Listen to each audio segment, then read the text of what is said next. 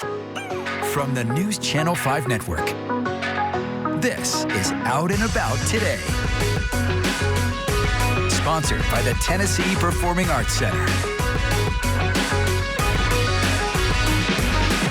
Welcome to Out and About Today. I'm Brent Meredith. Thanks for joining us. We've put together a timely and informative show for you this week. Tennessee Equality Project Executive Director Chris Sanders will be joining me a little later to share his insight on the upcoming midterm election. But first, I'm joined now by Ray Zimmerman, Director of the VUMC Program for LGBTQ Health and Office for Diversity Affairs, to discuss the recent resurgence of monkeypox and what each of us can do to protect ourselves and others. So, Ray, we've got a lot to cover here. Thank you for being here, by the way. You are my first guest in studio since COVID. That's awesome. That's awesome. Thank you so much for having me. Well, of course. And it's so much nicer to actually get to talk to somebody in person.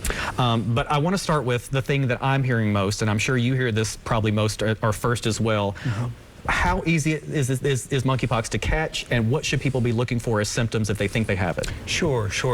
How easy is it to catch? It actually is fairly easy. It is transmitted through skin-to-skin contact, and that includes sex. I really want to be clear to say that monkeypox is not a sexually transmitted disease, or infection rather, but that is one mode of transmission. But certainly folks could be, in close contact, say, out on the weekend on a dance floor without shirt on, rubbing up against somebody. Mm-hmm. That is a mode of transmission.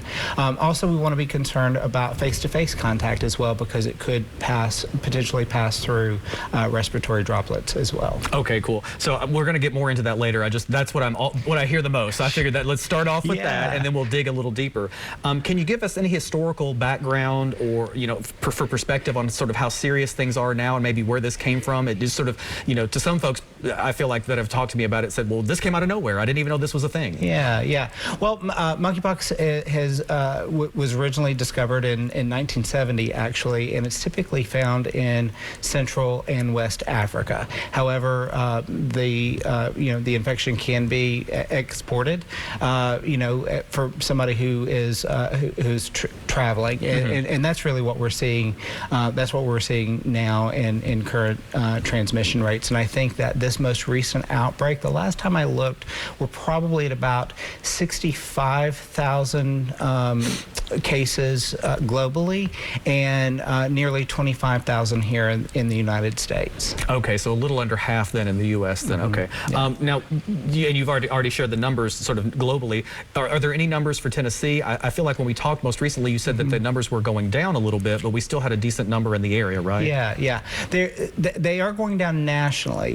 We are seeing, we're still seeing incremental upticks here in Tennessee. Currently, we're at about 264, and there's potential that that's actually underreported. So we need to remain hyper vigilant. But I think that that nationally we are seeing rates go down because folks are responding by staying out of close contact and also getting the vaccine. Yeah, so. And I'm glad you mentioned that, because I have read some articles and seen where folks have said, nobody's going to save us, so we're going to take care of ourselves this time, and actually abstaining and taking measures to prevent things, which is fantastic to see. Yeah. People taking their own health into their own hands. Mm-hmm. So what should someone do, though, if they think they've been exposed, or if they've been around someone they find that has it? What is sort of that first thing they should do besides don't panic? Yeah, don't panic indeed. I think it's important that folks contact their provider and get tested immediately, so that they can be sure that they indeed do have it. If for folks who don't already have a provider, our program can actually help with that. So folks can certainly contact Vanderbilt Program for LGBTQ Health. We can connect folks. And then if someone does test positive for monkeypox, it's imperative that they isolate at home and just be mindful about not being in close contact with others. If folks are sharing a home, then certainly being aware of shared seating surfaces and washing bedding regularly, those kinds of things will certainly help for folks who are living with other people. And I've read a few different numbers or timelines. What is the sort of incubation period, if you will? How long between infection and maybe first signs of symptoms? So if someone is exposed, they may need to give themselves a certain amount of time, you know, for that to even show up. Yeah, right? Yeah, the timeline does vary, but the incubation period is probably 1 to 2 weeks, and folks will first notice a fever, maybe swollen lymph glands, and then with the active infection, then a rash will occur.